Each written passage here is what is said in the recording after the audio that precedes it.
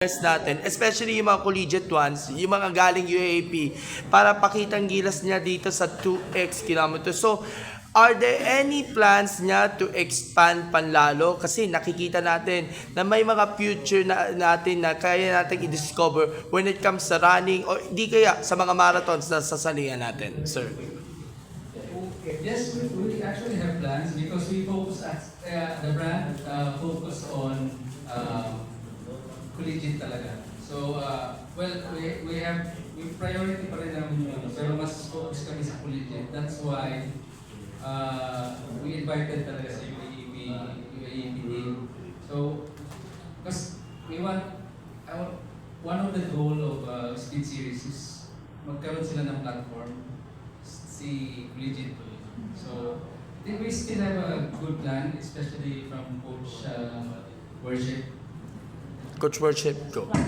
So, as we all know naman, syempre, athletes hindi ito ang retirement ng athletes are usually earlier than the retirement natin sa work.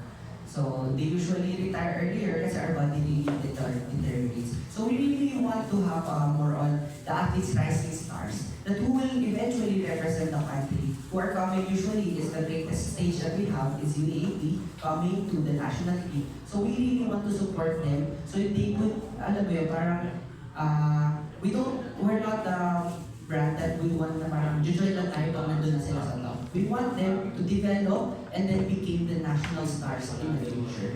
What are the plans sa Coach Ariel with regards na doon sa pag-expand din ng ating partnership ng 2XU sa iba pa mga rising sports na rin, especially yung sumisikat natin na pickleball?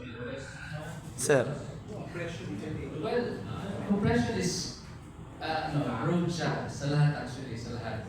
So, we also consider pickleball, pero for now, we wanna focus on them. Athletes.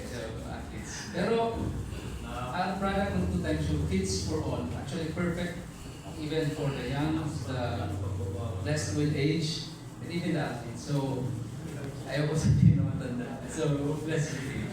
Last question doon sa ating mga young runners natin from the UAP. Paano ito makakatulong ngayong paglawak nga doon sa Speed Series para naman sa mga upcoming local and international competitions? Because in a few days from now, we have the Patapa National Open sa New Clark City, and then may mga kasunod pa na mga international tournaments. Alfreds, kumuna. Malaking tulong din po talaga yung